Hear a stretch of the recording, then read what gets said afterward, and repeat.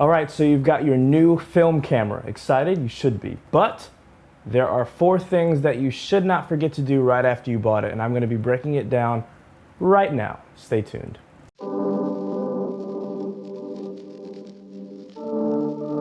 Number 1, you've got to ensure that you have protected your gear. What does that mean?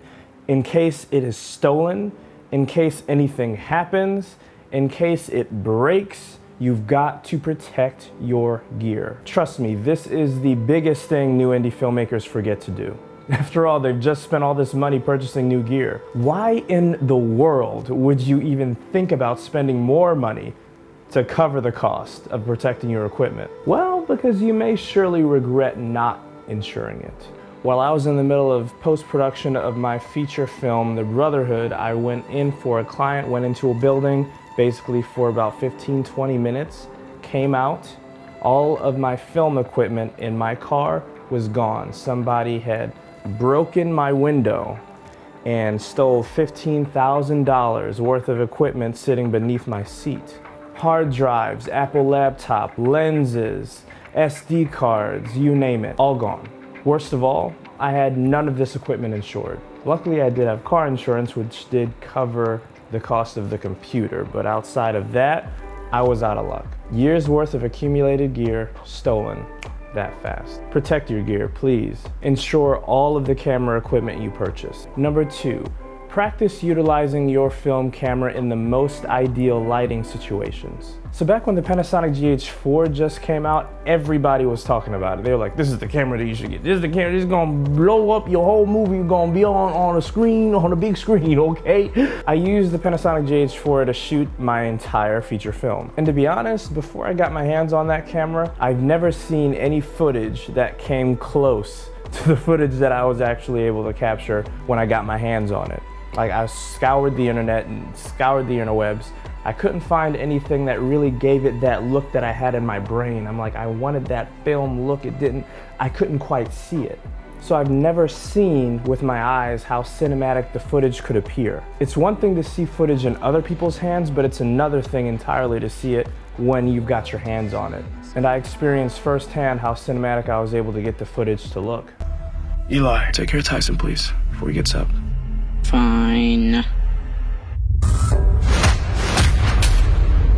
Have you ever thought about what our lives would be like?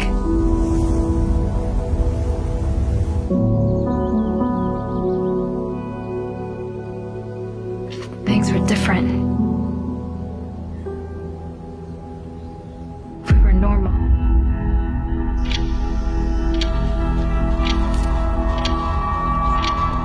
So before I got my hands on it, I never knew what that little beast was capable of. I just heard everyone talking about it, and I just wanted to see what all the hype was about. And I was not disappointed. This little thing surpassed all of my expectations by a country mile. What was one of the things I did? Well, I mean, I cranked the ISO all the way down, and I saw under the most ideal lighting situations how it was gonna look, how much bokeh I could get in the background. So before you write a camera off, utilize it precisely in the way that it was intended. And you might be surprised when you see all of your cinematography knowledge coming to life right before your very eyes. Number 3. All right, this is something we do not think about, but as filmmakers, we need to think about the fact that, yes, this is a business. So how exactly are we going to recoup the value that we dished out for this camera? Okay, oftentimes you just think, oh, we just gotta film the film. So yes, you have to film the film, but also think about ways that your camera can make you money. And a lot of you filmmakers out there are gonna be like, yeah, I'm gonna make money, yeah. But no, this is not like, when you're an indie filmmaker, you think film first, money later. You don't think about, oh, I gotta use this camera thing to make money, what? No, you should, because all of the money that you earn can just be funneled into your projects. Oftentimes we fail to realize that yes, we are running a business, not a hobby. Most filmmakers who fail to realize this will be akin to a dog running around in circles trying to catch his tail.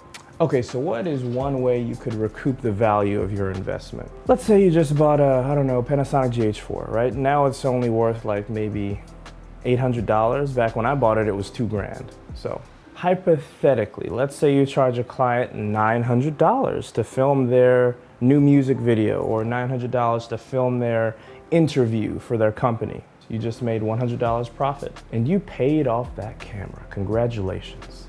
Now you just got to pay off that expensive behind lens that you just paid for as well. How do I know you can do this? Well, because a few years ago, that's exactly what I did. I charged a client $900 per video. I had 4 videos to do, 4 client interviews, and now you've got a little business going. Number 4, so this is probably something that you already know, but just trying to cover all of the bases, right? Decide which externals you require. Tripod, external monitors, lenses, gimbals, sliders. Yes, you've got the camera, but now you have to be sure that you've budgeted out everything else that the camera requires in order to make your footage look like how you want it to look like. Do you have all your SD cards you'll need to record the footage on? What about your tripod? How about that sexy behind gimbal you thought about looking at? How about that fancy lens you thought looked cool? Do you have a camera bag? Do you have a tripod bag? External monitors, lighting kit. As you can clearly see, filmmaking is far too expensive to be just a hobby, right? So that's why it's got to be a business in order for it to be sustainable, in order for it to keep going. I digress. Point being, please be sure that you've properly budgeted out all of the equipment that you'll need for all of your film shoots. And if you may be confused as to what film equipment to purchase for your next short film, please take a look at this video right here. Please take a look at my film, The Brotherhood. It's on Amazon Prime, Tubi TV, Hoopla, and a lot of other streaming platforms that I'll post in the description below. If you are a new filmmaker and you're curious as to how I may be able to help you on your indie film journey, then please definitely schedule a call with me in the links in the description below. And until next time, I'll talk to you later. Peace.